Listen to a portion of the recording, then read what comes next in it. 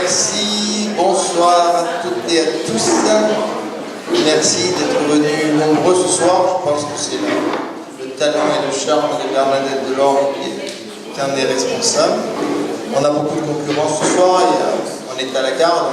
Et l'ancien maire de Jean-Louis Masson, il y a l'Assemblée Générale des Amis de Jean-Louis Masson ce soir. Un certain nombre d'élus qui généralement sont là parmi nous. Il y a le concert des Enfoirés qui est la plus grosse audience télévisuelle de l'année. Voilà, donc on a une rude concurrence et malgré ça, vous êtes très nombreux, on s'en réjouit profondément.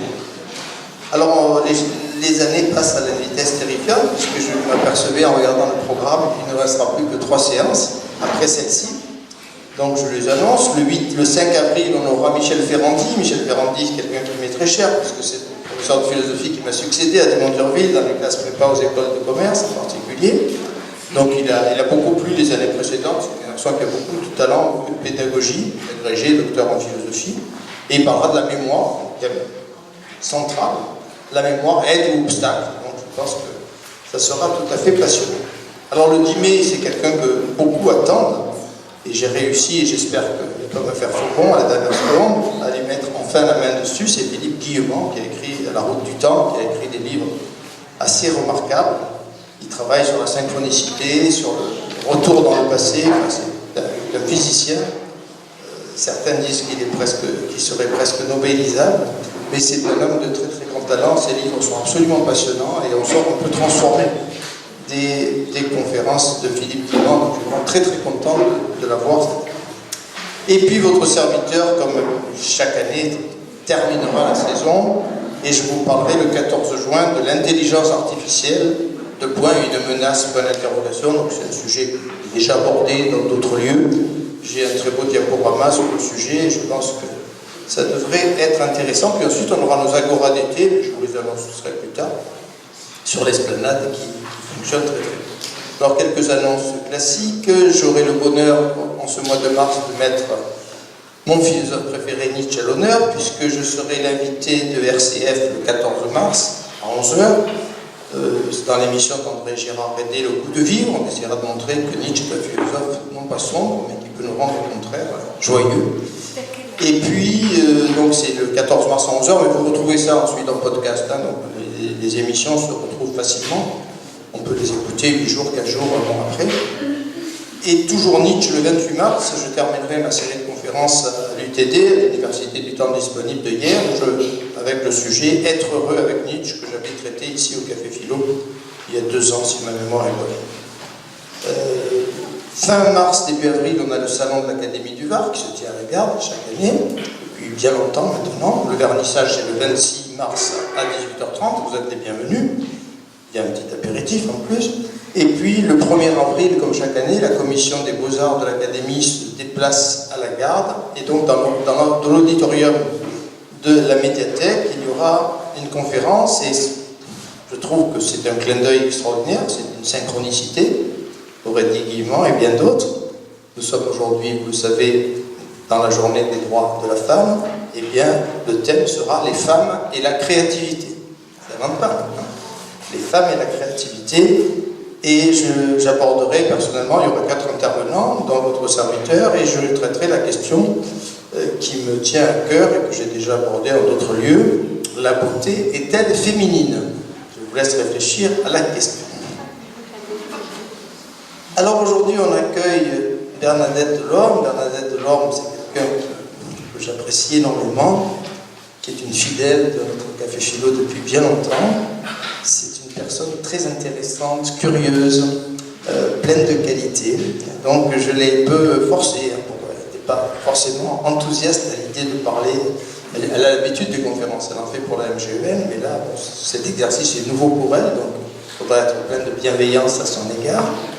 Elle est née à Condrieu, au bord du Rhône, elle a eu un bac lettres brillant, une mention très bien. Après, elle a commencé des études qu'elle a dû interrompre pour des raisons personnelles, et puis elle s'est lancée donc dans l'enseignement.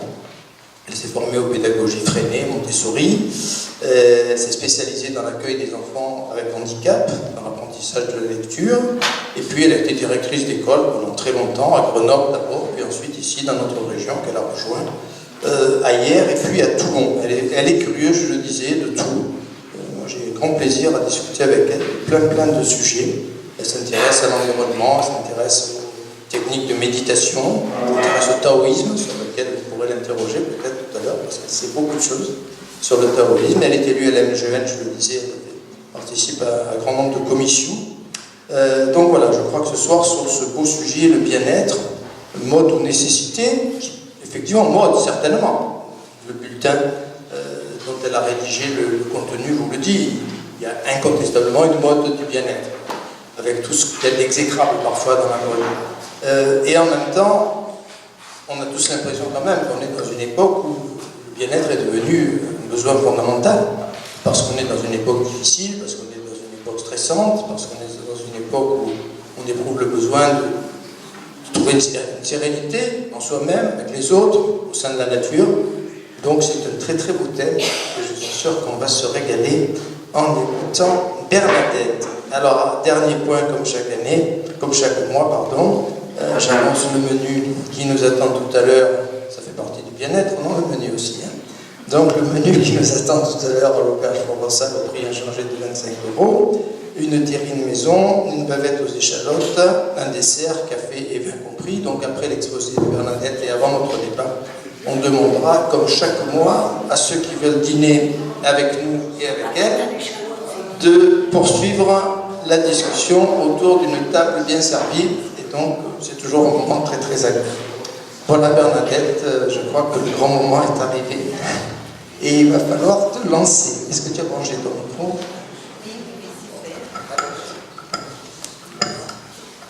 Je te remercie Philippe de m'avoir invité à aborder ce sujet du bien-être dans le cadre d'un café philo. Bonsoir tout le monde. Merci à vous aussi pour votre présence. Au cours de ce temps passé ensemble, nous allons nous interroger sur ce qu'est le bien-être. Depuis quand on a commencé à s'intéresser à ce sujet? Pourquoi ce mot aujourd'hui a envahi tous les champs? Nous demander aussi s'il est nécessaire à quelque chose dans nos vies, et si oui, comment l'approcher. Alors je ne vais pas revenir sur la présentation éloigieuse de Philippe, simplement en quelques mots vous dire que mon chemin de vie et mon parcours professionnel m'ont amené à rencontrer et à accompagner de nombreuses personnes, tant des adultes que des enfants, et je les ai aussi beaucoup aidés dans leur parcours de vie. Aujourd'hui, à la fin de l'exposé, nous pourrons échanger sur cette question du bien-être et, si vous le voulez, partager un peu de nos expériences. Alors, la première question que je me suis posée, que je pose à vous aussi d'ailleurs, et que j'ai posée à presque toutes les personnes que j'ai rencontrées quand j'ai su que j'avais ce sujet à traiter, c'est: qu'est-ce que le bien-être pour vous? Alors les personnes n'ont pas toujours eu de la facilité à me répondre, certaines n'ont pas su ou n'ont pas pu me le définir. Pour les autres, voici la synthèse des réponses qui m'ont été données. Alors le bien-être, c'est être détendu, c'est se sentir bien, serein et en paix. C'est une sensation d'harmonie entre le corps et l'esprit. C'est d'avoir nos besoins satisfaits. C'est un ressenti dans notre corps et dans notre esprit. C'est être en accord avec nos valeurs. C'est suivre son rythme et se respecter. C'est se sentir léger et libre. C'est vivre dans un endroit qui nous ressemble. C'est ne pas ressentir d'angoisse ni de douleur. C'est une sensation agréable par l'absence de soucis. Parmi les réponses qui m'ont été données, la première remarque que je me suis faite, c'est que personne ne m'avait dit que le bien-être avait un rapport avec le bien-avoir. Que le bien-être pouvait dépendre de la richesse ou de ses biens. Ensuite, je dirais que dans ces réponses, il n'y a pas de bonne ou de mauvaise définition. Selon la sensation d'avoir connu cet état ou pas, le bien-être, en effet, est quelque chose de subtil, car il est très lié à notre propre perception, à nos sens, nos émotions, nos sensations. Il est aussi multiple, il va dépendre de plusieurs conditions qui varient selon les personnes, leurs besoins, l'état d'esprit et l'environnement dans lequel elles se trouvent, que ce soit un environnement social, familial ou professionnel. On peut se sentir heureux, mais en même temps, si on est malade, par exemple on a des nausées, on ne peut pas dire qu'on est dans un état de bien-être.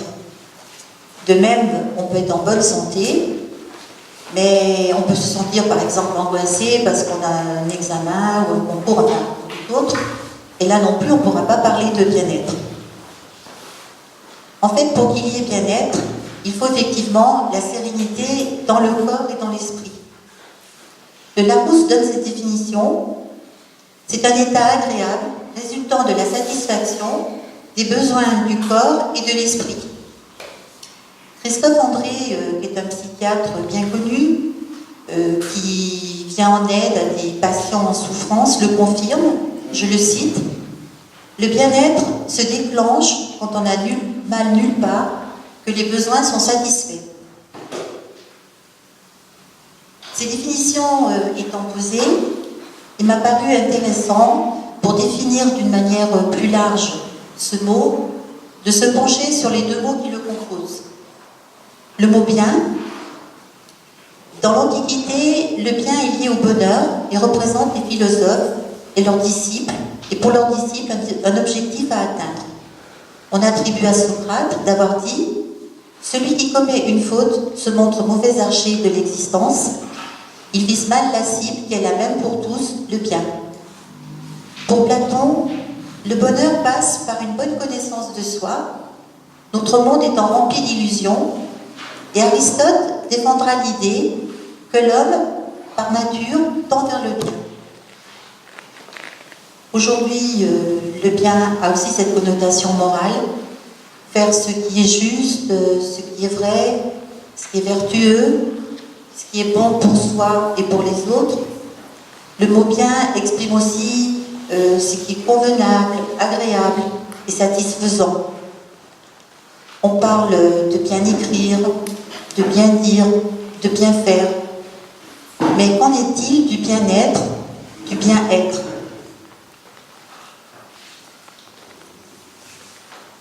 Portons notre attention sur le mot « être ». Quand c'est un nom, le mot évoque l'existence d'une personne en tant que sujet. On parle des êtres humains. Pris comme verbe, il fait référence à la conscience d'être. L'être humain, conscient d'exister et conscient de sa finitude, est dans le questionnement.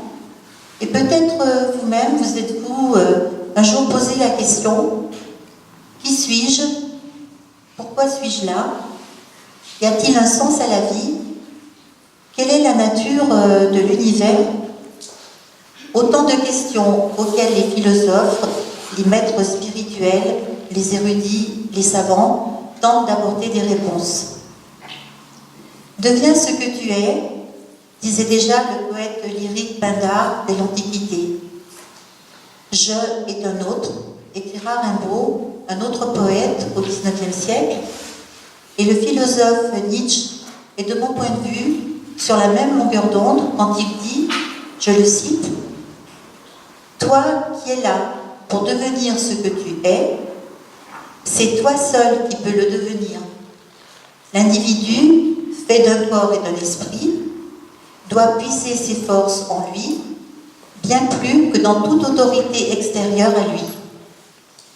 Et, je le cite encore, sois cohérent, sois vivant, surpasse-toi toujours dans un mouvement de puissance d'être et d'exister, réalise-toi, toi seul peux le faire. » Alors, comment devenir ce qu'on est ? Je dirais que la vie est une grande école. Nous vivons différentes expériences dans lesquelles nous pouvons apprendre beaucoup sur nous et sur les autres. Cet apprentissage nous amène à évoluer, à comprendre qui on est et à se réaliser pleinement. à la condition toutefois d'être présent à sa vie, à ce qui se passe, à ce que nous vivons et comment nous le vivons, à effectuer les changements nécessaires, parfois à s'éloigner de ce qui nous a été enseigné ou légué, parce que ça ne nous correspond pas ou plus, à s'autoriser à être qui on est vraiment, pour vivre ce qui nous tient à cœur, sans se soucier du regard ou du jugement des autres. Bien-être, ça peut être aussi cela, naître à qui on est vraiment, en sortant des formatages, des croyances limitantes, des injonctions et des généralités. Cela demande d'être conscient, de se respecter et de développer des compétences telles que le courage pour assumer qui on est, et aussi de la persévérance, car parfois il y a beaucoup d'obstacles à franchir, et le premier, je dirais, qui n'est pas le moindre, c'est souvent nous. Alors si nous résumons, le bien-être est autre chose que de posséder des biens. C'est déjà se sentir bien dans son corps et son esprit, tous les besoins étant satisfaits, tant sur les plans physiologiques, émotionnels que psychiques. C'est se sentir bien parce qu'on respecte ses valeurs, ce en quoi on croit, en étant cohérent entre ce qu'on pense, ce qu'on dit, ce qu'on fait. C'est accueillir qui on est dans sa totalité, en étant conscient de ses parts d'ombre, mais aussi de ses qualités, en acceptant toutes les parties de soi-même pour en faire une force de vie, s'accomplir de manière autonome, et surtout, je dirais, d'une manière responsable, j'insiste, et vraie. Pour certains d'entre nous, cela peut aller jusqu'à un accomplissement de soi sur le plan spirituel et philosophique, une voie pour se relier au divin, à l'univers, en conscience et en acceptation de la vie en mouvement en nous et autour de nous, acceptation de sa corporalité et de la matérialité de l'univers dans lequel nous vivons, mais aussi des choses plus subtiles, invisibles, qui parlent à l'esprit, à l'âme, à notre intériorité et nous relient à tout ce qui existe dans sa globalité. Alors, depuis quand l'humanité s'est-elle intéressée à la notion de bien-être? Depuis l'Antiquité et tout au long des siècles, l'humanité, consciente de sa fragilité, de son existence éphémère, s'est interrogée sur sa condition. Comme je l'ai dit déjà, les philosophes, les sages, les rois, les maîtres spirituels ont apporté leurs réflexions et proposé des voies pour être plus heureux et pour vivre mieux. Socrate, Platon, Épicure, Sénèque, Montaigne au XVIe siècle, Descartes et Pascal au XVIIe, Kant au XVIIIe, Bentham, Schopenhauer et Nietzsche au XIXe ont donné leur vision du monde. Des rois aussi, comme Marc Aurèle, le roi Salomon de la Bible, ont laissé des pensées de sagesse à ce sujet. Confucius, le Bouddha, Jésus, les grands maîtres spirituels, sur tous les continents, ont laissé des pensées pour accéder à des états de bien-être. Mais jusqu'au XIXe siècle, seules les personnes en recherche de compréhension et de spiritualité y ont eu accès. Elles sont pour la plupart instruites, voire érudites, elles savent lire et écrire, elles peuvent consacrer du temps pour réfléchir au sens de la vie. Les autres sont souvent accaparés par la nécessité de vivre, voire de survivre, se nourrir, avoir un toit, s'abriter, se protéger est une occupation à plein temps. Et quand on est dans la survie, la recherche du bien-être devient secondaire. Dans les années 50, le bien-être est encore peu ou pas évoqué. Après la guerre, satisfaire aux besoins physiologiques, assumer son rôle et tenir sa place dans la société telle que nous l'ont appris les parents, l'école ou la religion pour certains d'entre nous, satisfaire en apparence les personnes, et c'est déjà un bien-être pour elles par rapport à ce qu'elles ont connu. Cependant, en 1956, l'OMS affirme déjà que la santé est un état de complet bien-être physique et mental et social, et qu'elle ne consiste pas seulement en une absence de maladie ou d'infirmité. On dit dispense à l'école les conseils rudimentaires pour avoir une bonne santé. Alimentation et gymnastique sont enseignés. La vaccination est en place pour protéger les populations contre les grands fléaux de l'époque que sont la polio, la tuberculose, la variole, le tétanos. On se soucie déjà de la pauvreté et des familles en situation de détresse, sans logement, sans travail, qui ne se sont pas remises de la guerre. La technologie apporte les premiers outils pour soulager le travail manuel, les travaux ménagers, mais ils ne sont pas accessibles à toutes les personnes. Seuls les plus aisés peuvent acheter du matériel qui facilite la vie. Et dans les campagnes, on loue ou on prête le matériel. Si les besoins physiques sont satisfaits, on ne se penche pas trop sur les besoins psychologiques ou émotionnels. Psychiatres et psychanalystes sont peu nombreux. Ils ne se consultaient que pour des troubles mentaux avérés. Le vrai changement, d'après moi, s'est opéré à partir des années 70. De plus en plus de personnes aspirent alors à être plus libres, plus autonomes, plus heureuses. Elles ont envie d'avoir une meilleure vie personnelle et relationnelle. Des pionniers au service du bien-être vont faire leur apparition. Thierry Janssen, Lise Bourbeau, Jacques Salomé, Claudia Rainville, Guy Corneau, Marie-Lise Labonté, Arnaud Desjardins, Boris Cyrulnik, Pierre Rabhi, Frédéric Levoyer, Bernard et Patricia Monteau deviennent connus à travers leurs livres et leurs conférences.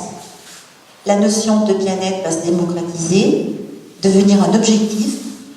On veut se sentir bien dans la vie familiale, professionnelle, relationnelle, avec un souci de prendre soin de soi, de son corps, de son esprit, de son cadre de vie et de son environnement. Aujourd'hui, pas une librairie ou un kiosque à journaux qui ne propose des magazines et des livres parlant du bien-être. Télévision, radio, réseaux sociaux ont suivi. Ce mot fait désormais partie de notre langage courant. On l'évoque dans des domaines aussi différents que le tourisme, avec ses séjours bien-être, la décoration, la musique, pour créer des ambiances de bien-être à la maison, au travail, dans les grands magasins. Dans l'hygiène, l'alimentation, on parle aussi de produits bien-être. On souhaite prendre soin de soi, des autres, de la nature, des animaux et améliorer sa qualité de vie. Comment être en bonne santé, réussir sa vie professionnelle, sa vie de couple, comment rester jeune et en forme, être heureux, avoir une sexualité épanouie, comment prendre soin de soi, cultiver la sérénité, aménager son cadre de vie. Des conseils nous sont donnés pour pratiquer le yoga, la méditation, la pleine conscience, le pilate, le running, la randonnée, le jeûne. Psychologues de différentes écoles, psychiatres et psychanalystes, ostéopathes, médecins du sport, naturopathes, réflexologues, acupuncteurs, sophrologues sont installés dans toutes les villes, prêts à nous accompagner, nous aider à trouver ou retrouver un équilibre, un bien-être. Des neurométries en tout genre sont apparus, magnétiseurs, énergéticiens, art-thérapeutes, sylvanothérapeutes, kinésiologues, zoothérapeutes, hypnothérapeutes, coachs de vie ou du sport, et bien d'autres encore, bien que j'en ai déjà cité pas mal. Des ateliers secrets sur l'alimentation, les fleurs de bac, les huiles essentielles, pour pratiquer le yoga, le qigong, le tai chi, la méditation, la relaxation, pour mieux connaître la médecine chinoise ou ayurvédique. Des formations seront proposées. Des cercles de femmes et d'hommes se constituent. Un accident, un attentat, une grave maladie, un traumatisme sévère, une difficulté de vie. Des accompagnements sont aujourd'hui possibles et proposés pour retrouver un peu de bien-être et un mieux vivre malgré les épreuves. Le bien-être est tendance. Un vrai marché est né qui rapporte beaucoup d'argent. Que ce soit aux États-Unis ou en Europe occidentale, de nombreuses personnes s'enrichissent et surfent sur cette vague. Stages, séminaires, conférences, ateliers, formations, livres sont un vrai business, en fait. Ce qui était dispensé de manière gratuite dans les temps anciens est devenu une activité lucrative avec des entreprises et des auto-entrepreneurs qui proposent des produits variés à des clients de plus en plus consommateurs. L'arrivée des moyens technologiques permettent des formations en ligne et des personnes se sont engouffrées dans ce marché très porteur. Les plus porteurs sont la perte de poids, comment gagner plus d'argent et le développement personnel. Un engouement est né et perdure. Le développement personnel est devenu trop souvent un produit de consommation dans une spiritualité, il faut le dire, parfois désincarnée. Alors pour quelles raisons? J'en vois au moins 9. Les enseignements en croissance individuelle ou développement personnel se sont démocratisés et chacun se sent en droit d'y accéder. Dans notre société, les besoins premiers sont pour la plupart d'entre nous satisfaits. On souhaite maintenant satisfaire aussi les autres besoins. Nous avons assez de temps libre et d'argent, pour la plupart d'entre nous, pour accéder à des stages, à des formations ou des suivis personnalisés. La société, les réseaux, les médias nous informent de ce qui se fait en matière de bien-être et nous incitent toujours mieux à s'occuper de nous, de notre santé, de notre bien-vivre. La religion ne suffit plus à combler la spiritualité de beaucoup d'entre nous. Un désenchantement a lieu face au monde moderne. Un certain nombre de personnes aspirent à un monde plus juste, plus humain, plus solidaire, dans le respect de la nature et des autres. Une partie de la population peut se sentir maltraitée par les grandes entreprises multinationales et rejeter une certaine élite. Certaines personnes perdent leur repère à cause des divorces, du chômage, de la solitude. Dans le monde du travail, de plus en plus de personnes ont le sentiment d'être dépassées. Elles se sentent submergées par les demandes, n'arrivent plus à gérer les priorités. De manière assez paradoxale, alors que nous vivons dans un monde plus confortable, le nombre de personnes en détresse ne diminue pas vraiment. Stress et angoisse engendrent des maux, fatigue nerveuse, insomnie, alcoolisme, tabagisme, phobie scolaire, dépression, suicide, burn-out, troubles du comportement alimentaire, crise de panique, troubles musculo-squelettiques, maladies auto-immunes, cancer, diabète, fibromyalgie et autres manifestations physiques et mentales. 800 000 suicides par an dans le monde, dont 10 000 en France. Le nombre des arrêts maladie explose, les dépenses de santé dépassent largement les prévisions et les arrêts de travail ont coûté 10,3 milliards d'euros. 36% des Français ont fait un burn-out.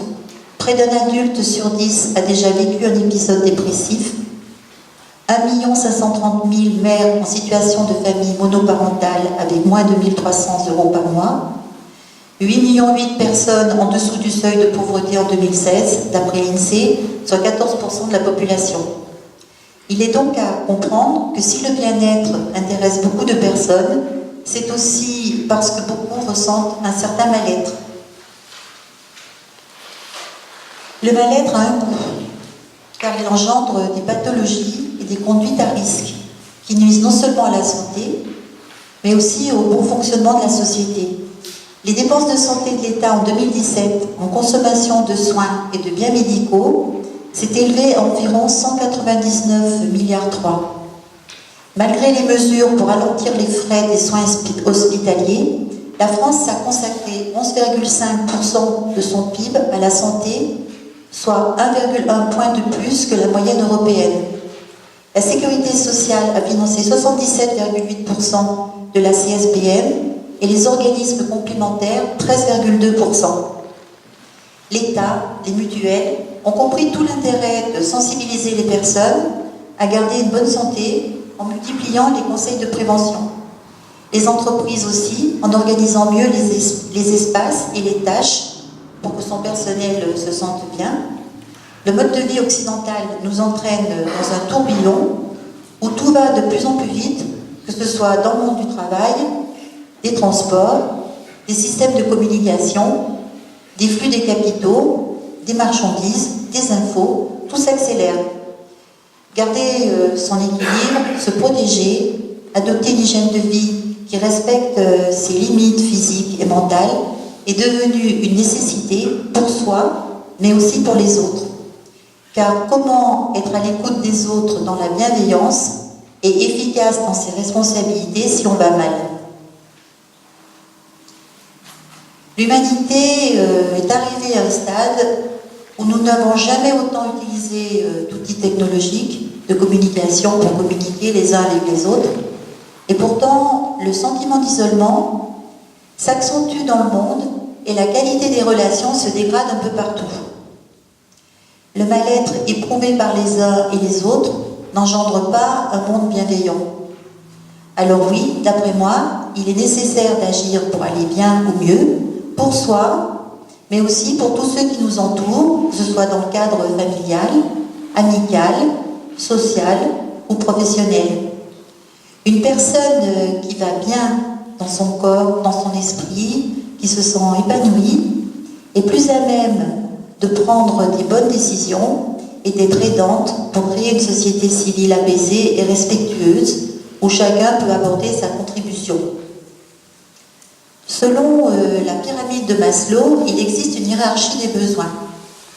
Les besoins physiologiques, les besoins de sécurité, les besoins d'appartenance, les besoins d'estime, les besoins de s'accomplir. L'homme serait un être de désir permanent qui tend à la satisfaction de ses besoins. Lorsqu'un besoin est satisfait, le besoin suivant prévaut et son bien-être en dépend. Alors, comment approcher le bien-être? Déjà, je dirais apprendre à conserver son capital santé. On sait que nous respirons, c'est nécessaire à notre vie. Il faut veiller à la qualité de l'air. Boire est essentiel. La qualité de l'eau, il faut s'en occuper. S'alimenter correctement, dormir suffisamment, s'alimenter le plus sainement possible, marcher, bouger, respecter ses sensations, mettre du mouvement et de la discipline dans sa vie pour être plus à l'écoute de son corps et respecter les signaux.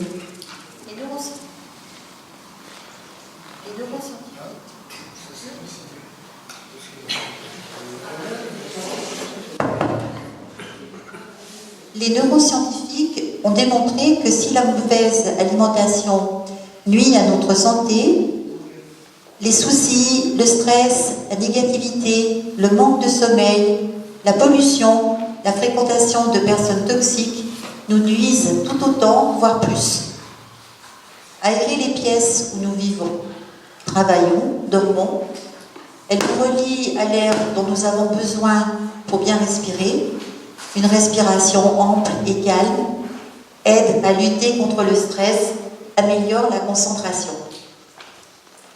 Apprendre à s'arrêter et écouter ce qu'on ressent, réfléchir à sa vie, s'interroger sur soi, sur sa cohérence, sur ses motivations. Est-ce que je me sens bien là, dans cette salle, dans cette fête, dans ce lieu, dans ce moment, dans ma vie, dans mon couple, dans mon travail?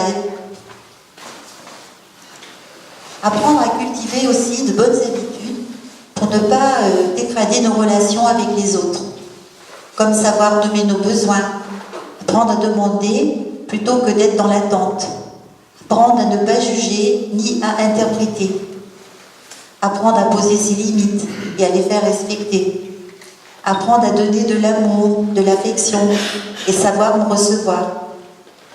Connaître ses défauts, mais aussi savoir reconnaître ses capacités, son utilité.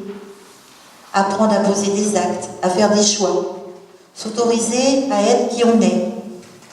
Apprendre à se sentir vivre, à prendre le temps de vivre, de ne pas passer à côté de l'essentiel. S'engager pleinement dans la plénitude des possibles. Ne pas passer à côté des petits bonheurs qui s'offrent à nous. Apprendre à s'alléger physiquement et mentalement. Savoir accueillir l'imprévu en gardant de la disponibilité et en renonçant au contrôle permanent. Apprendre à se reconnecter avec la nature. Le contact avec la nature a des effets protecteurs sur notre esprit et notre corps.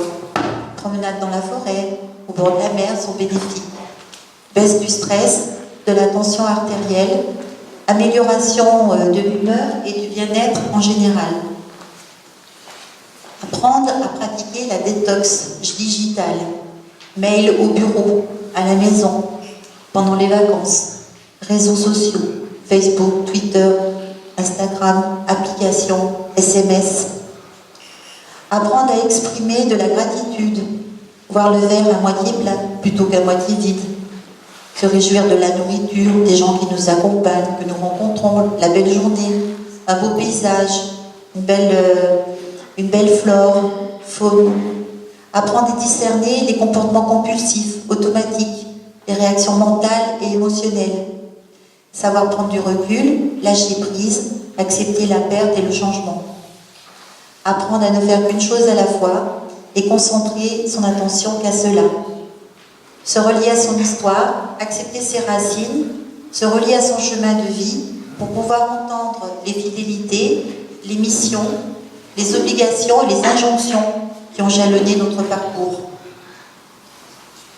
Apprendre à pratiquer la bienveillance envers soi et envers les autres, s'appuyer sur ses ressources, nourrir sa vie en amour, en lumière, apprendre à ne pas se mettre la pression et avoir confiance en nous. Qu'est-ce qui empêche que la flèche atteigne le centre de la cible? Deux choses. Notre désir de réussir à tout prix, ou au contraire, notre crainte d'échouer. Apprendre à accepter ce qu'on ne peut changer et accueillir l'expérience présente, plutôt que de la fuir, même si je ressens un malaise et de la détresse. Apprendre à accepter l'ennui et apprivoiser le vide. L'ennui, c'est aussi un bon chemin pour ralentir et chercher un intérêt au petit bonheur de la vie. Apprendre à nettoyer le mental, à être un avec sa vie, à chaque instant, être en contact, en reliance avec soi, aux autres et à l'univers tout entier.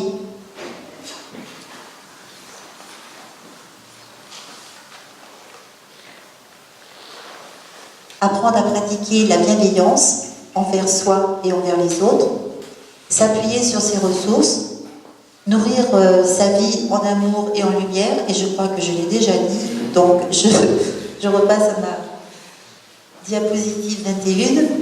Alors la méditation est née il y a plus de 25 siècles au sein des monastères bouddhistes et chrétiens. Ça peut être une des voies pour cheminer vers un mieux-être et donc un bien-être.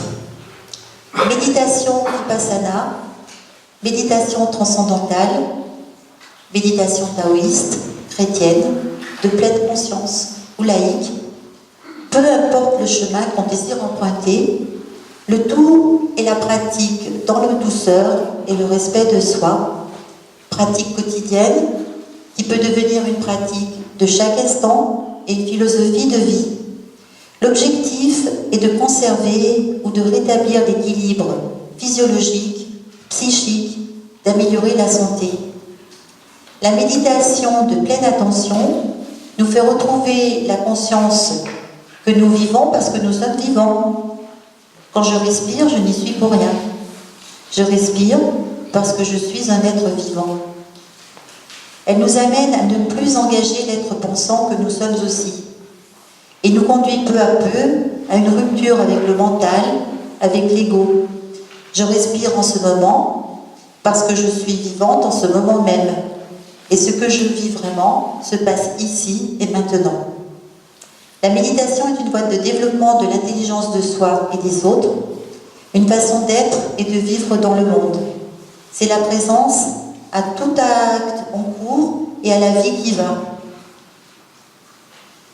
Pratiquée dans les centres hospitaliers, dans des unités spécialisées dans le traitement des troubles émotionnels, anxieux et dépressifs, la méditation peut aider à guérir des blessures infligées par notre histoire personnelle, présente, comme le stress par exemple, ou passée, qui a fait nos fragilités. Elle répare aussi les blessures infligées par notre époque.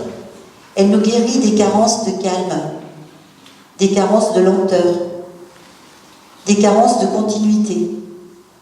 Les bénéfices cérébraux sont rapidement perceptibles si on pratique régulièrement. L'imagerie cérébrale atteste des transformations fonctionnelles et parfois anatomiques dans de multiples zones cérébrales. Méditer nous aide à muscler nos capacités, à rester concentrés et attentifs. Méditer facilite les émotions positives et régule celles qui sont négatives. Méditer aide à moins céder aux tentations, alcool, nourriture, addiction aux écrans.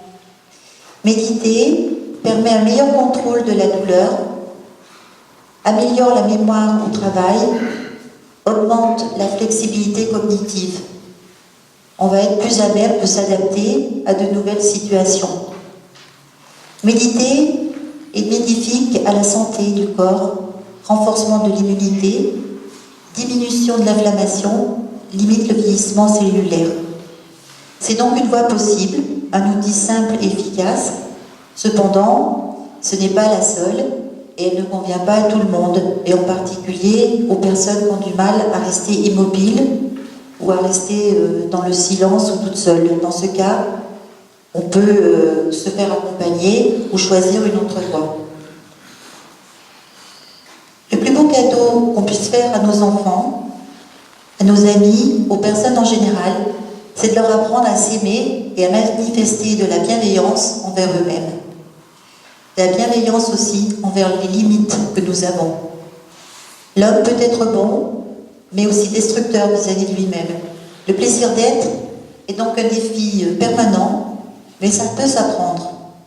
La recherche du bien-être est une démarche saine quand elle débouche sur un meilleur respect de soi et des autres. Le bien-être ne s'achète pas, il se construit jour après jour. C'est un apprentissage à plein temps qui demande un travail sur soi pour développer sa confiance dans ses propres ressources. Est-ce que je suis partie prenante de ce qui m'arrive? Qu'est-ce que je ressens? Que se passe-t-il pour moi en cet instant? Quel désir se cache derrière ma peur? Quels sont mes sentiments réels? Le mieux-être s'apprend et se cultive comme le jardinier son jardin. Nous n'avons qu'une certitude, celle que nous allons mourir un jour. Alors, je cite un anonyme, « Il est temps de souffler, il est temps d'y croire, il est temps de sourire, il est temps d'aimer, il est temps d'être heureux, enfin. » Est-ce que j'ai encore le temps dans cette conclusion? Donc, nous arrivons à la fin de mon petit exposé. Je vais vous livrer quelques pensées seulement, que j'ai puisées à droite et à gauche, qui peut-être trouveront résonance pour vous, et que je trouve qu'elles reflètent bien ce que j'ai pu développer dans cet exposé. Je vis chaque matin comme si ma vie venait de commencer. Le temps qui reste à vivre est plus important que toutes les années écoulées. Tolstoï. Toutes les tempêtes ne viennent pas gâcher notre vie. Certaines viennent nettoyer le chemin. Il n'est point de bonheur sans liberté, ni de liberté sans courage. Périclès. Si vous ne travaillez pas pour vos rêves, quelqu'un vous embauchera pour les siens. Steve Jobs. Un jour, tu dis non, tu oses, tu vis pour toi. La grande désobéissance, c'est de vivre sa vie. Il n'y a qu'une seule donnée essentielle. Nous ne sommes que de dérisoires étincelles au regard de l'univers. Puissions-nous avoir la sagesse de ne pas l'oublier. Hubert Reeves. L'être humain est une partie d'un tout que l'on appelle l'univers, une partie limitée dans le temps et dans l'espace. Albert Einstein. J'ai enlevé les 2 F du verbe souffrir. Maintenant, je vais mieux. Si ce n'est pas à toi, ne le prends pas. Si ce n'est pas juste, ne le fais pas. Si ce n'est pas vrai, ne le dis pas. Si tu ne sais pas, tais-toi. Sagesse japonaise. Ce que la chenille appelle la fin du monde, le maître l'appelle le papillon. Richard Bach. Je choisis de vivre par choix, pas par hasard, d'apporter des changements, pas des excuses, d'être motivé, pas manipulé, d'être utile, pas utilisé, d'exceller, pas de concurrencer. Je choisis l'estime de soi, pas la pitié de soi. Je choisis d'écouter ma voix intérieure, pas l'opinion aléatoire des autres. Hélène Caddy. Entre ce que je pense, ce que je veux dire, ce que je crois dire, ce que je dis, ce que vous avez envie d'entendre, ce que vous croyez entendre, ce que vous entendez, ce que vous avez envie de comprendre, ce que vous comprenez, il y a 10 possibilités qu'on ait des difficultés à communiquer. Bernard Werber. Je vous remercie pour votre attention et avant que nous échangions, si vous le souhaitez, j'ai préparé quelques feuilles où j'ai mis des livres éventuellement pour ceux qui veulent creuser le sujet. Voilà. Merci.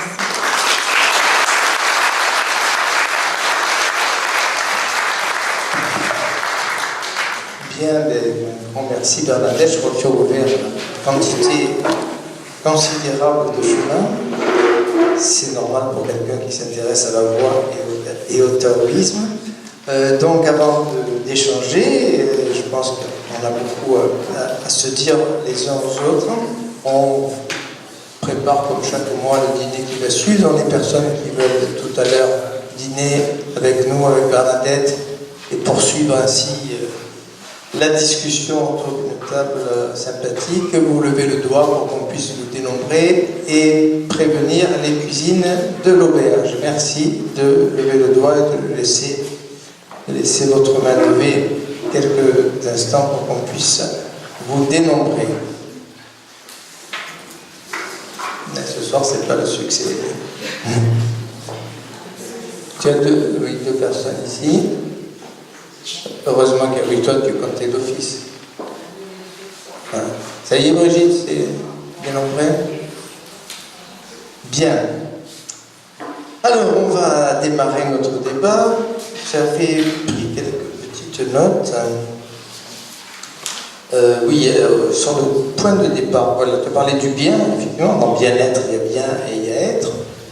Et c'est vrai que dans la philosophie antique, il y a un concept extrêmement important qu'on trouve chez tous les philosophes de l'Antiquité, chez Aristote, chez les stoïciens, chez les épicuriens, qu'on appelle le souverain bien.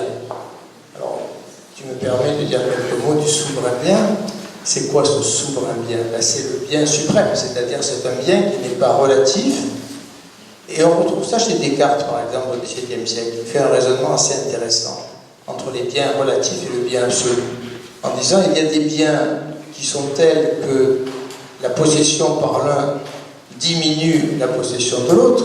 C'est quand on est dans un système fini, hein, c'est le monopoly, hein, quand vous gagnez des hôtels ou des maisons, les autres en ont moins. C'est donc dans un système clos, la concurrence dont tu as parlé. Et Descartes dit il y a un type de bien qui, au contraire, ne prive personne. Si j'accrois mes connaissances, je ne diminue pas celles des autres. Évidemment, si on effectue une comparaison, on va se dire oui, il sait beaucoup plus de choses que son voisin, mais le fait d'accroître mes connaissances ne modifie en rien les connaissances dont disposent les autres. Alors que si quelqu'un est plus riche que moi, je suis mécaniquement plus pauvre. Voilà, donc c'est ça, cette idée de souverain bien, c'est un bien absolu, c'est un bien non relatif, c'est un bien qui, avec cette idée qu'on trouve chez Aristote qui est très belle, que tous les hommes désirent naturellement le bien. Il y a cette idée qui est très belle dans la pensée grecque que celui qui vise le mal est un ignorant. Celui qui vise le mal croit qu'il vise le bien en se trompant. Parce que personne ne peut viser le mal en imaginant et en sachant que c'est le mal. Alors les choses vont changer avec la religion, avec le judéo-christianisme qui va introduire une notion un peu inquiétante de diabolique. C'est avec le judéo-christianisme, qui est d'abord cette idée complètement étrangère à la pensée antique, qu'on peut viser le mal en sachant que c'est le mal. Je sais ce qu'est le bien, je peux viser le mal quand même. Alors que pour les Grecs, celui qui vise le mal est un ignorant. Donc c'est tout à fait important cette idée que viser le souverain bien, se mettre en harmonie avec soi-même, avec le monde, avec la nature, c'est mécaniquement atteindre une forme de bonheur. La connaissance en particulier, on va retrouver ça chez Spinoza au XVIIe siècle, on en a a parlé ces dernières années, la connaissance augmente ma quantité de bonheur. Et ça, c'est quelque chose qui a disparu un peu dans la modernité. Tu as parlé du désenchantement, tu as employé ce mot qui est très beau. En allemand, ça se dit Entzauberung. C'est un concept qu'on trouve chez le sociologue Max Weber, qui est un des premiers à affirmer très, très nettement que la science, dans son développement, a ceci de dommageable. Il ne s'agit pas de vouloir qu'elle disparaisse, ce serait une aberration, mais la science a ceci de dommageable qu'elle semble augmenter le désenchantement des choses. Le monde était plus enchanté quand il était plein de croyances, de divinités, de mythologie, et c'est vrai que la science, elle est un peu froide, elle prive le monde de tout ça. Freud, qui était le contemporain au presque de Max Weber, parle des blessures narcissiques que nous impose la science, et je crois que ça, on est au débat qui est extrêmement important. C'est-à-dire, est-ce qu'il faut devenir un peu ignorant pour atteindre le bien-être et être heureux? On retrouve la formule Bibi.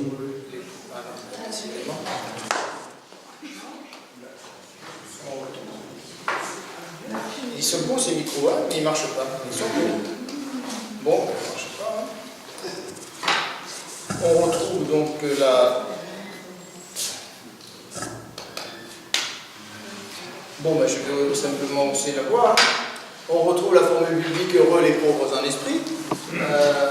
Donc, est-ce que pour atteindre une certaine forme de bonheur, de sérénité, il faut être un peu simplé, ou est-ce qu'on peut, en augmentant sa quantité de connaissances, aller vers une forme de bien-être et de bonheur? Je crois que c'est...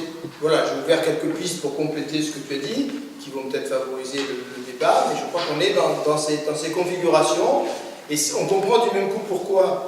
C'est dans un monde où le désenchantement s'est produit, où on se sent moins relié à l'ensemble de la nature, où la nature nous parle moins, où elle devient presque hostile.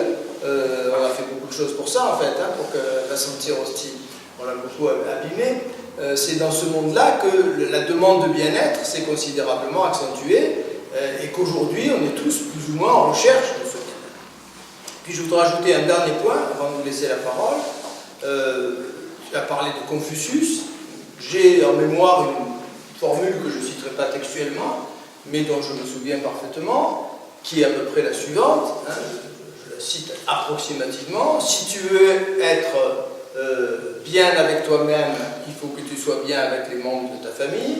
Si tu veux être bien avec les membres de ta famille, il faut que tu sois bien avec les membres de ta cité. Si tu veux être bien avec les membres de sa cité, il faut que tu sois bien avec les habitants de ton pays. Si tu veux être bien avec les habitants de ton pays, il faut que tu sois bien avec les habitants du monde.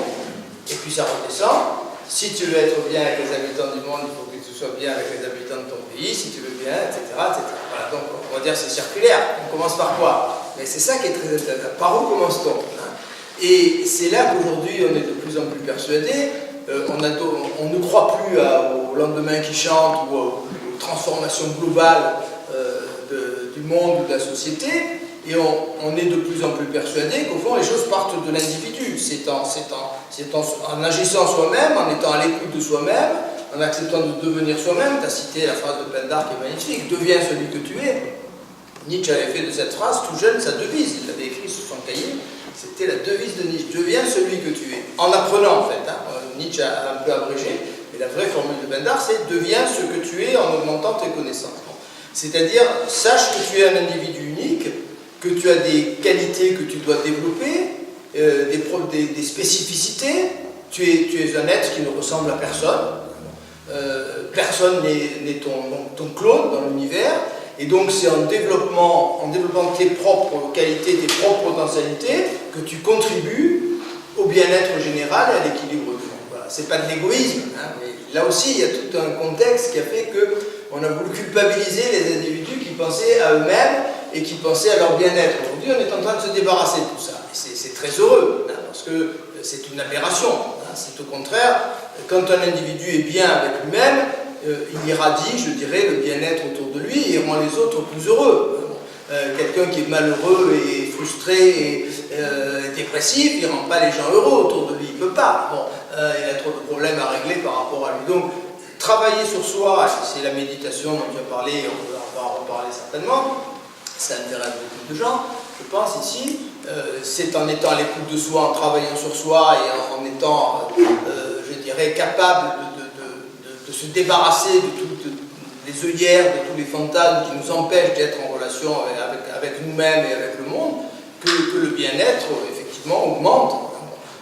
Avec cette idée aussi très importante que tu as parfaitement développée, qu'il ne faut pas être braqué sur l'objectif, parce que quand on est braqué sur l'objectif, les choses vont mal. Hein. Donc on a dans toutes les sagesses orientales cette idée qu'il faut laisser l'univers trouver les moyens.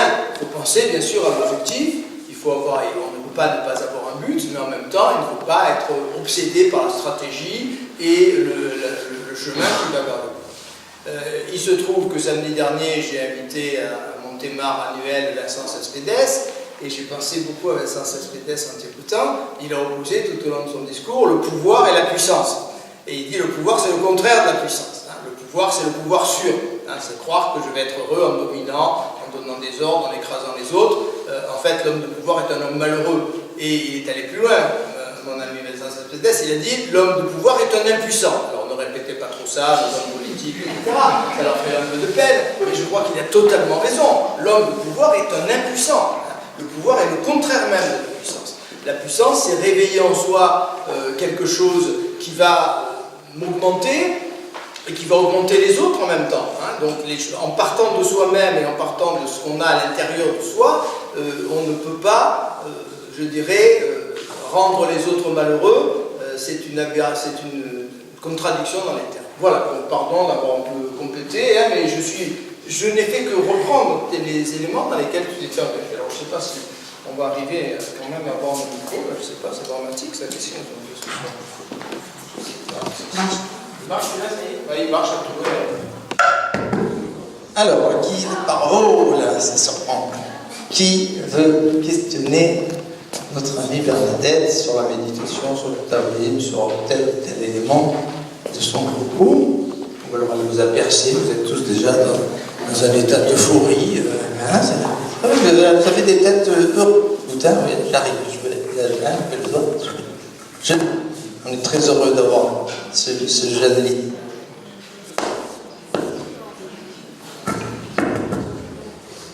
Oui, c'est juste pour revenir sur le début de votre discours. Vous avez relié le bien-être avec la conscience de soi. Et moi, on m'a souvent dit, oui, mais tu n'es pas conscient de ton bonheur, tu ne mesures pas ta chance. Alors j'aimerais juste savoir si on peut ne pas être conscient de son bien-être.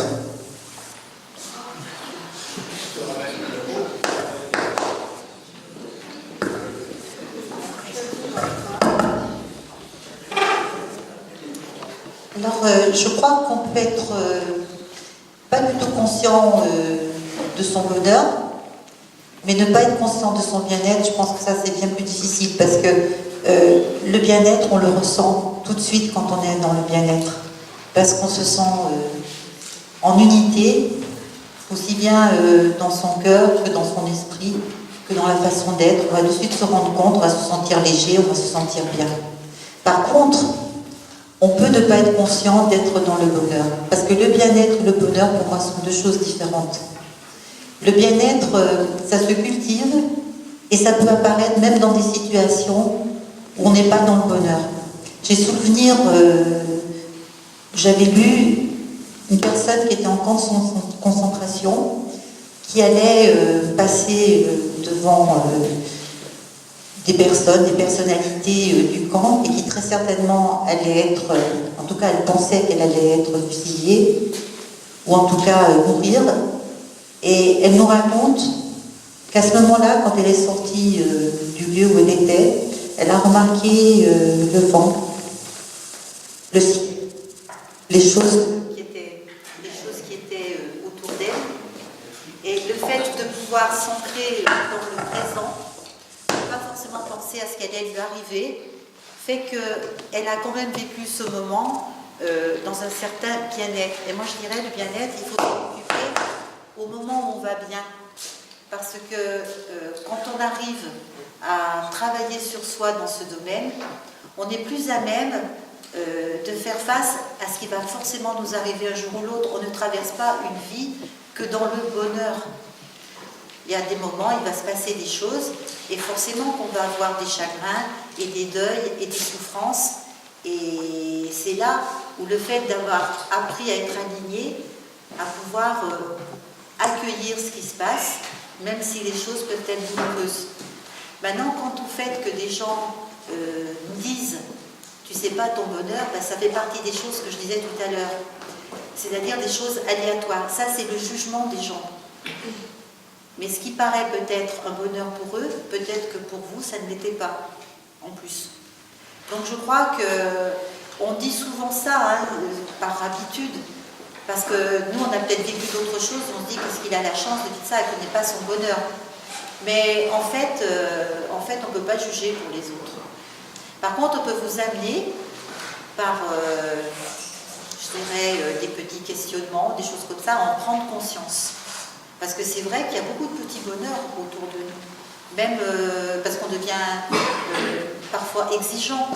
C'est vrai que si on n'a pas formé une personne à prendre le temps de voir les choses qui sont belles autour de nous, on ne peut voir que les vilaines choses. Hein.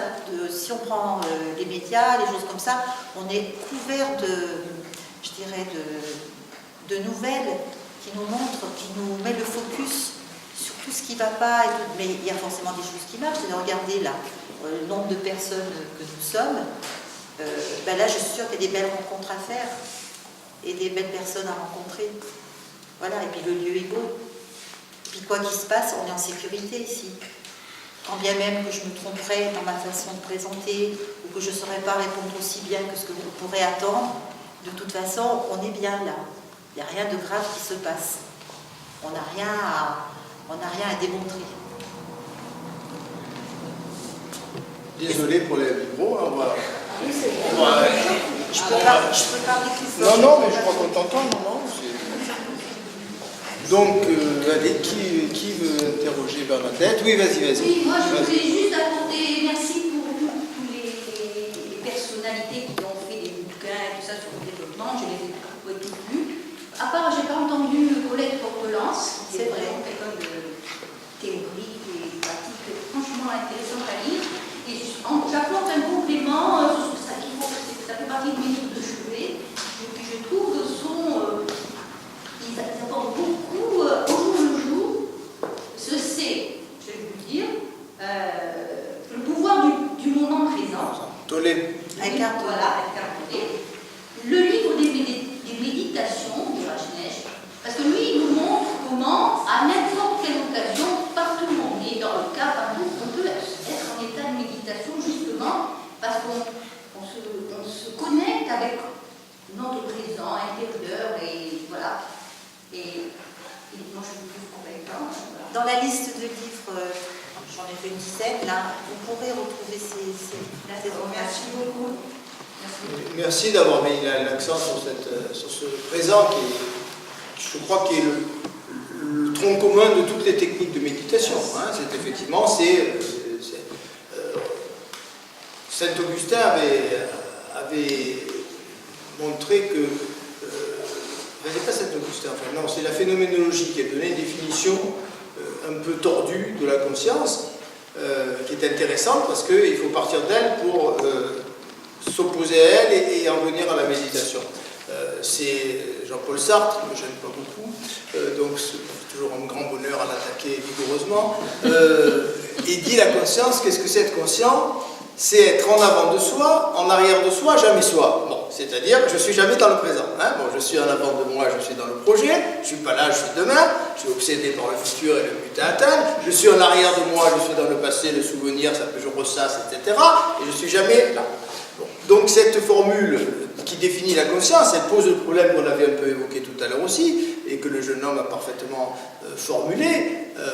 Est-ce que, et Nietzsche a dit des belles choses là-dessus, est-ce que notre conscience telle qu'elle est aujourd'hui, parce que notre conscience, elle est en plein développement, elle est récente, notre conscience. Dans l'histoire de la vie sur Terre, elle est un outil dont on ne sait peut-être pas encore bien se servir et qui est tout récent.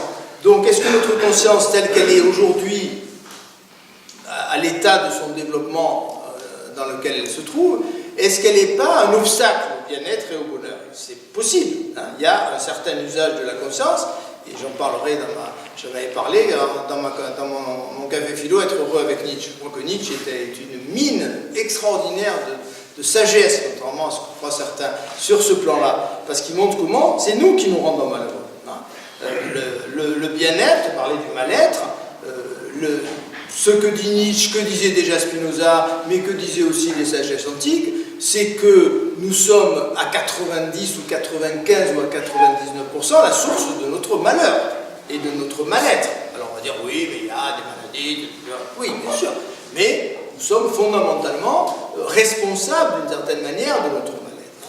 Et donc c'est vraiment cette idée que la conscience, si j'en fais un mauvais usage, elle me coupe du présent, et donc elle m'empêche, parce que la seule façon effectivement d'atteindre le bien-être, c'est de se retrouver cette adéquation au présent, à son propre corps. Bon, si certains d'entre vous, et je pense que c'est une grande majorité, ont un jour pratiqué un peu de yoga ou de méditation, on sait que la première chose qu'on vous demande dans un cours de yoga, c'est de fermer les yeux et d'être attentif, de tout évacuer et d'être attentif à votre corps, à votre respiration, à votre ancrage dans le sol, etc. etc. Bon, c'est-à-dire, il faut faire un effort, paradoxalement, pour être dans le présent, alors que normalement, on ne devrait jamais être ailleurs que dans le présent.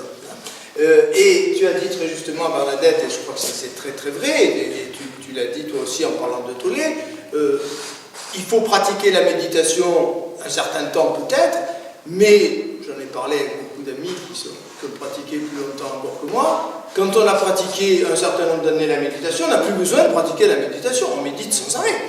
On est en permanence en état de méditation, parce qu'on est en permanence en état de sérénité, d'ancrage, d'adéquation au moment présent, et c'est quand même extrêmement confortable, ça, il faut bien le reconnaître.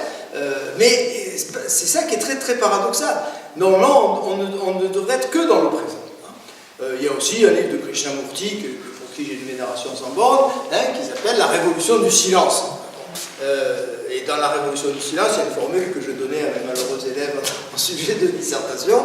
J'ai des remords parfois, à la rétrospective, mais il y a une très très belle phrase de Krishnamurti où il dit retrouver le présent, se débarrasser de ce passé qui n'existe pas encore et de ce futur qui n'existe pas encore et de ce passé qui n'existe plus du tout, ben ça c'est effectivement le début. Et si on arrivait, il y a cette intuition chez Krishnamurti qui est troublante. Si l'un d'entre nous, mais si l'un d'entre nous est arrivé, il ne nous le dira pas. Si l'un d'entre nous arrive à s'installer totalement dans le présent, il devient éternel, puisque un présent sans passé et sans futur, ça s'appelle l'éternité. C'est ça que dit Krishnamurti. Et c'est aussi peut-être ce que dit Nietzsche avec son retour éternel. Un présent sans passé et sans futur, c'est l'éternité. Il n'y a du temps non éternel que s'il y a passé, présent, futur, et succession dans le temps des différents moments du temps. Mais si je suis dans ce présent permanent, alors peut-être que le paradoxe, c'est qu'il faut faire des efforts démesurés pour retrouver une sorte de présence au présent que peut-être les animaux non dotés de conscience pratiquent sans effort et beaucoup mieux que nous. Bon, mais il ne faut pas non plus pousser trop loin cette hypothèse. Il y a chez l'homme une façon supérieure peut-être de rejoindre une certaine innocence animale, mais ce que Nietzsche appelle parfaitement, lui, la seconde innocence. Il y a l'innocence de l'ignorant, et qui est en même temps l'innocence de l'animal, et puis il y a une innocence qu'il faut conquérir après la connaissance. C'est le troisième genre de Spinoza également. Toutes les grandes sagesses se rejoignent sur cette idée-là. C'est-à-dire que il faut beaucoup de connaissances et beaucoup d'interrogations et beaucoup de réflexions pour atteindre un second degré d'innocence qui nous met en relation avec la totalité, qui nous réconcilie avec le temps parce que nous n'aimons pas le temps. Pourquoi? Parce que le temps c'est la mort. Donc il y a une haine à l'égard du temps, comme dit Nietzsche dans une magnifique formule, la haine de l'homme envers le temps et son il y avait. La haine contre le côté irréversible du temps. La haine contre le fait que, je reprends un peu des éléments dans mon café philo d'il y a 2 ans, la haine contre le fait que je suis totalement impuissant sur le passé. la moindre formule, si ce matin l'un d'entre vous a engueulé son mari ou sa femme, je suis désolé de lui apprendre que c'est éternel. Dans 1 milliard d'années, il restera vrai que le 8 mars à 9h du matin, vous avez pourri votre femme à son réveil. Hein, bon. C'est ineffaçable. Vous pouvez faire tout ce que vous voulez, vous pouvez lui demander pardon, chérie, lui acheter des fleurs, mais vous l'avez pourri ce matin à 8h30 à son réveil et tourner les choses tant que vous voulez. Ça, c'est éternel. C'est gravé dans l'éternité. Bon. Et ça, c'est insupportable, évidemment. C'est insupportable que quelque chose que j'ai fait dans le temps soit ineffaçable et irréversible. C'est pour ça qu'on se tourne vers le futur, qu'on attend excessivement des réussites futures pour se débarrasser de cette haine. Et, voilà. Mais tout ça, ce sont des faux chemins. Ce qu'il faut, c'est rejoindre le présent et donc rejoindre effectivement cette forme d'éternité que Spinoza décrit magnifiquement. Hein. Nous sentons et nous expérimentons que nous sommes éternels, dit le grand Spinoza. Nous l'expérimentons. Et c'est peut-être ça, effectivement, la méditation au sens le plus fort du terme. C'est expérimenter son éternité, hein, dans une sorte d'expérience psychique, mentale, physique. Donc c'est très beau cette formule. Nous expérimentons. C'est pas nous savons. Nous sentons, nous expérimentons. Donc il emploie un vocabulaire troublant pour définir ce sentiment d'éternité qui n'est pas premier, qui n'est pas immédiat, et là c'est le bien-être suprême, et Spinoza appelle ça la béatitude. C'est beau la béatitude, non? C'est le sommet du bien-être, c'est le bien-être au carré. Bien, je voudrais m'arrêter de parler, parce que là, à vous. Allez, je suis sûr qu'il y a plein de choses. Plein de choses à questionner. Oui? Allez-y, monsieur. Merci. Oui, vous avez abordé la multiplicité des propositions d'amélioration du bien-être. J'ai l'impression que le jour, le moteur principal de la recherche d'un pseudo-bien-être, c'est la compétition qu'il y a avec son environnement. Il faut qu'on soit plus beau, plus ci, plus là. Et donc, on a toujours des adversaires, des concurrents, alors qu'en fait, à mon sens,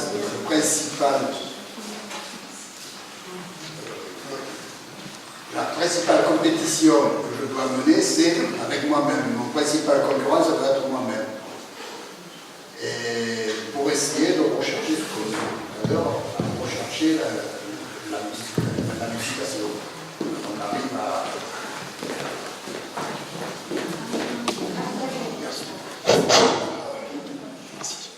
Oui, donc, à mon sens, le principal compétiteur auquel je dois m'affronter, c'est moi-même, de manière à mener la... Alors, je cherche le mot. Bon, d'accord, parce que j'ai parlé d'avant et je vais me répéter là. Oui, je vous remercie. Je pense que le bien-être.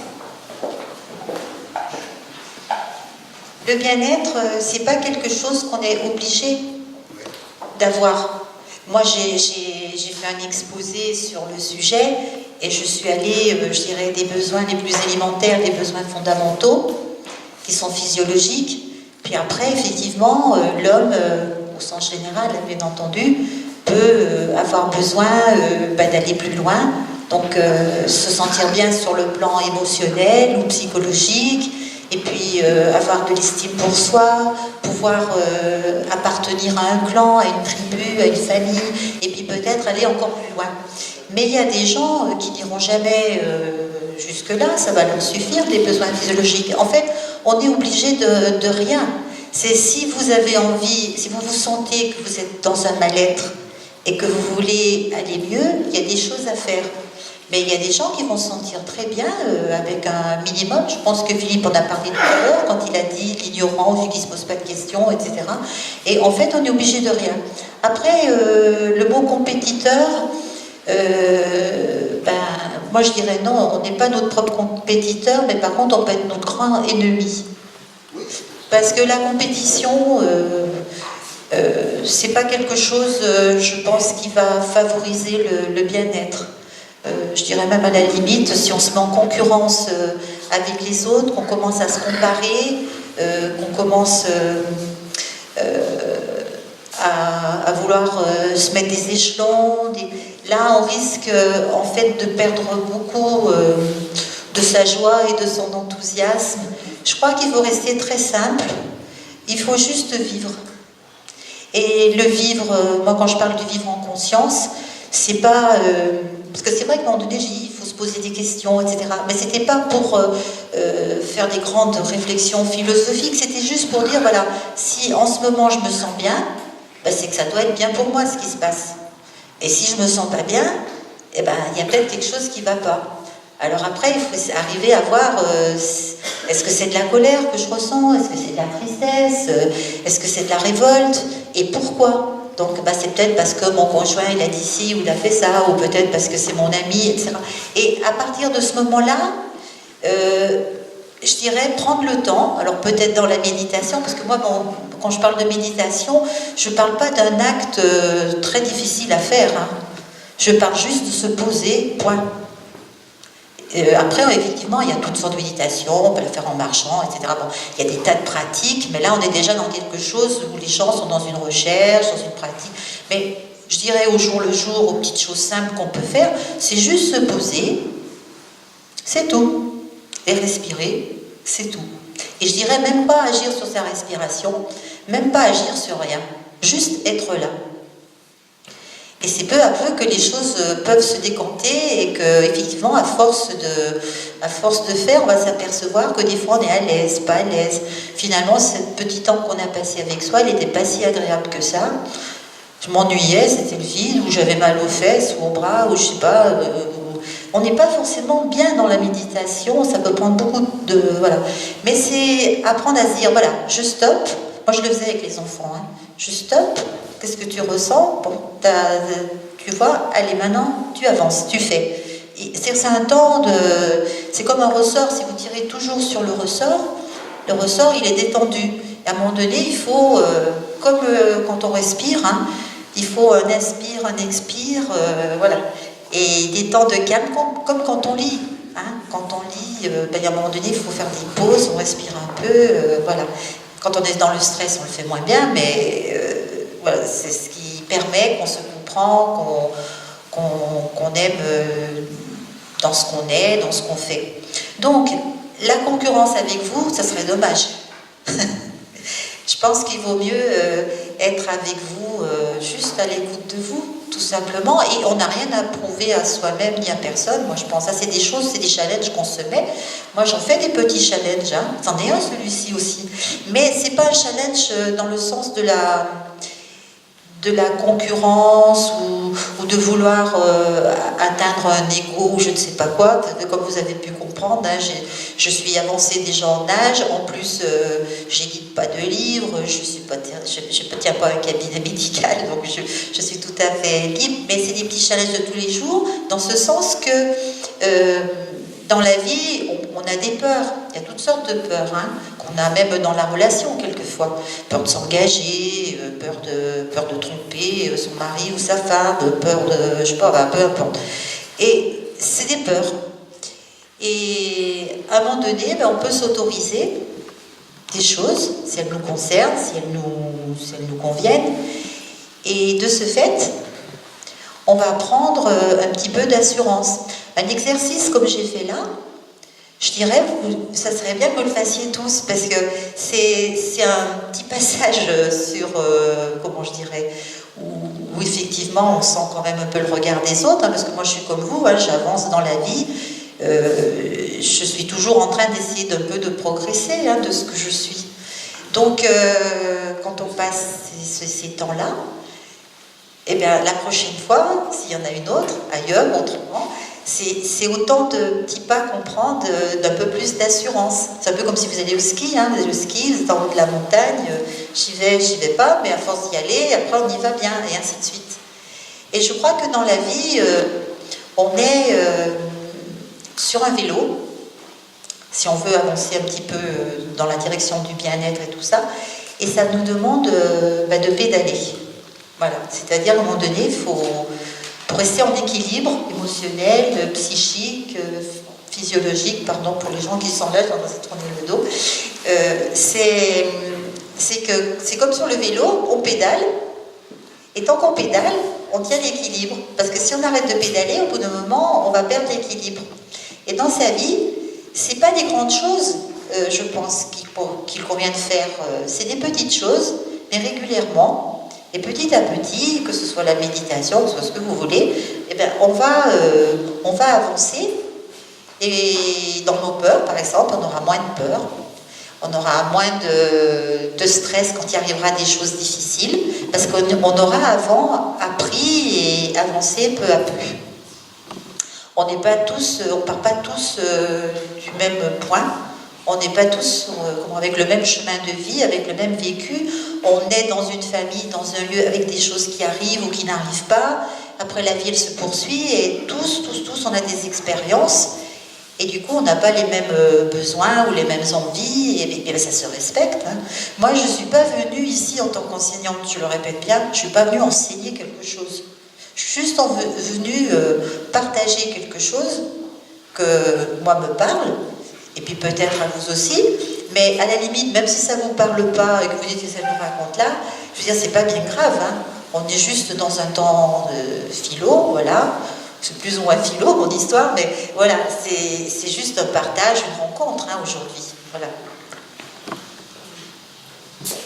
Je voudrais rebondir sur 3 points. La première, tu as évoqué l'importance d'avancer en faisant un pas. Il y a une formule, je ne sais pas si elle est bouddhiste ou tibétaine, qui dit une route de 1000 km a commencé par un pas. C'est l'évidence même. Pour accomplir la plus grande distance qui soit, il faut d'abord faire un premier pas. Donc ça, c'est tout à fait important. Et puis, tu as fait une très belle vulgarisation, je ne sais pas si tu en as été consciente, de Spinoza et de Nietzsche.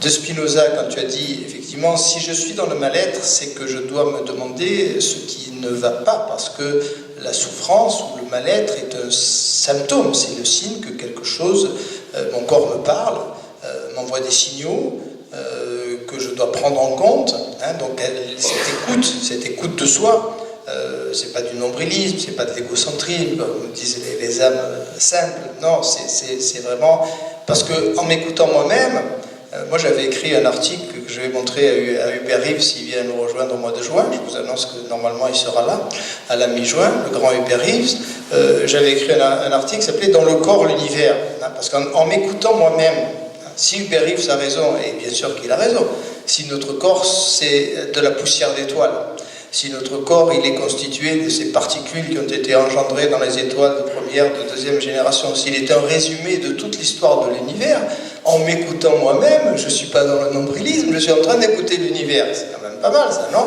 Donc je suis relié à la totalité, si j'arrive à une véritable écoute de moi-même. Et donc, cette écoute, qu'est-ce qu'elle va me dire? Elle va me dire effectivement, soit je suis dans le mal-être, soit je suis au contraire dans ce que le grand Spinoza appelle la joie. Hein.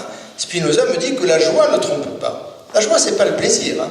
C'est un sentiment très profond. Vous avez un très bon commentateur de Spinoza que je vous recommande, qui s'appelle Mizrahi. Il a 95 ans, je crois, aujourd'hui, mais il se porte bien, aux dernières nouvelles, qui a beaucoup insisté sur la joie. Hein. La joie ne trompe pas. Hein. La joie, vous l'avez éprouvée certainement un certain nombre de fois dans votre vie, c'est très reconnaissable. C'est le moment où, je sais pas, je sens que je suis en train de développer mes potentialités, je me sens en harmonie avec moi-même, en harmonie avec les choses. Donc il y a des moments où quelque chose comme la joie se fait entendre du plus profond de notre corps et ça ne peut pas nous tromper. C'est impossible que la joie nous trompe. Ou alors c'est que je la confonds avec quelque chose qui n'est pas la joie. Voilà, ça c'est le petit clin d'œil spinoziste que tu as fait. Et puis, tu avais fait une petite vulgarisation de Nietzsche aussi. Mais Nietzsche, tu l'avais cité dans l'exposé, qui est la peur. Nietzsche insiste beaucoup sur la peur. Il est persuadé que ce qui nous cache la vie, c'est la peur. Nous avons peur de nous-mêmes. Nous avons peur de ce qui peut venir de nous-mêmes, alors que Nietzsche a cette idée, qui peut paraître peut-être un peu simplette, mais que rien de mauvais ne peut sortir vraiment de nous-mêmes si nous sommes à l'écoute de ce qu'il y a de plus profond en nous. Et donc, la peur, c'est un sentiment catastrophique. Aussi, on a fait un café philo sur la peur. La peur, émotion primordiale. Vous trouverez ça sur Internet, hein, sur notre site. Donc la peur, c'est l'auto-limitation. On se limite tous nous-mêmes parce qu'on a peur. On a peur du regard des autres, on a peur de l'échec, on a peur de mille et une choses, et du coup, alors que seul le développement de ma puissance, pour parler comme Vincent Cespedes, peut me rendre joyeux et m'amener au bien-être, eh bien, quand j'ai peur, je détruis, je tue, j'étouffe tout ce qui peut venir du plus profond de moi, et donc je suis forcément dans le mal-être. Donc la peur, c'est effectivement un des sentiments qu'il faut le plus éradiquer, qu'il faut le plus évacuer, parce que c'est le pire des sentiments, et c'est le sentiment qui... Alors Sartre, oui, je me rattrape toujours, parce que quand même, il ne faut pas être trop méchant dans la vie, hein, donc je me rattrape quand même. Vous voyez, j'ai dit beaucoup de mal de Sartre, en général, quand j'ai beaucoup de mal d'un philosophe, un quart d'heure après, je dis un peu de bien, et comme ça, je dors bien la nuit. Hein. Bon, donc, que me dit Sartre? Il me dit, la violence est fille de la peur. Et ça, c'est une belle idée. Hein. La violence est fille de la peur. Le bourreau a peur, dit Sartre. Bon, le bourreau a peur, c'est pour cela que souvent il crève les yeux de sa victime, il ne supporte pas le regard de sa victime. Donc le bourreau se sent coupable en réalité. Hein, et donc il y en a une belle idée ici chez Sartre, effectivement, de cette peur qui engendre, qui est la source en fait de l'agressivité, de la violence, de la haine. Elle est ce sentiment primordial qui a des conséquences catastrophiques sur nos comportements, sur notre attitude à l'égard de nous-mêmes, à l'égard du monde. Voilà. Donc, j'ai bien aimé ce que tu as dit sur la peur. Oui, je voudrais juste un petit peu rajouter, le fait de prendre conscience si ça va bien ou si ça va pas bien, c'est pas juste pour se dire ça va bien ou ça va pas bien, en fait c'est pour arriver à comprendre qu'est-ce qui se passe et surtout qu'est-ce que je vais pouvoir faire, parce que si on ne fait rien, le mal-être il va persister. Donc ce qui est intéressant à partir de ce moment-là, et je l'ai dit dans l'exposé, c'est trouver des solutions. Trouver des solutions et poser des actes. Et les solutions, il n'y en a pas qu'une. Parce que souvent, ce qui nous fait défaut, c'est qu'on ne trouve qu'une solution comme ça. C'est celle qui est la plus courante, ou qui est la mieux perçue par la société, ou la mieux... qui correspond mieux à ce qu'on m'a éduqué. Mais en fait, des solutions, il y en a plein. Hein.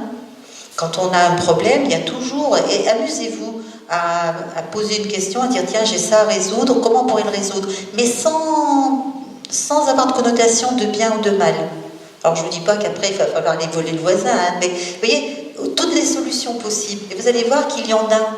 Et il faut s'autoriser des fois à prendre des solutions qui ne sont peut-être pas celles que vous auriez faites au premier abord, mais dans la mesure où elles ne nuisent pas aux voisins et à personne, vous pouvez le faire, je pense, parce que le tout, c'est que vous vous sentiez mieux. Et très souvent, on se limite beaucoup. Et aussi, parce qu'on croit que ce qu'on va faire aussi va peut-être nuire à l'autre. Or, des fois, on ne nuit rien du tout. Au contraire, on rend service, mais on ne s'en rend pas compte, parce qu'on commence à penser comment l'autre il va ressentir ça, comment il va le vivre, et comment ça va... Et du coup, on ne fait pas. Sauf que, parce que vous ne m'avez pas posé la question... Mais je vais quand même y aller. Je vous ai dit que j'avais été autre chose qu'enseignante. Et dans les autres choses enseignantes que j'ai été, dans beaucoup d'autres choses, j'ai été accompagnante au niveau, dans les hôpitaux, j'ai fait de l'accompagnement aux mourants.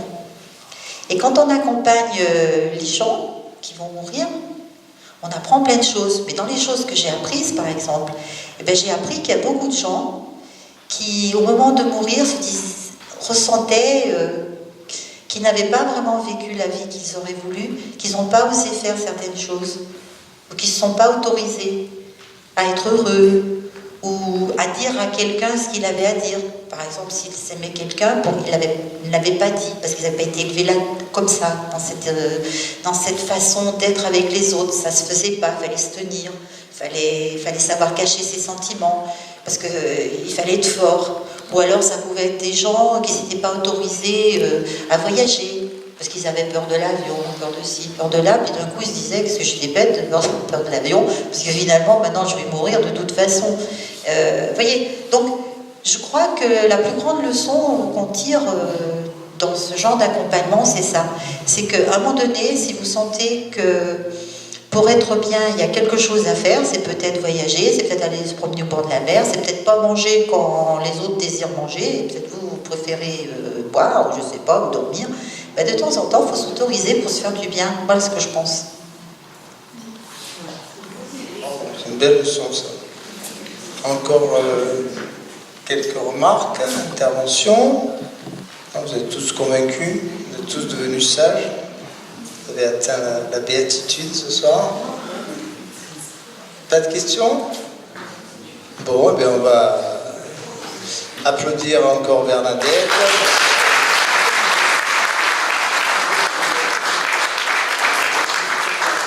Tout ce qu'elle nous a apporté, puis on vous souhaite un bon week-end et rendez-vous donc pour parler de la mémoire le mois prochain. Bon week-end à toutes et à tous.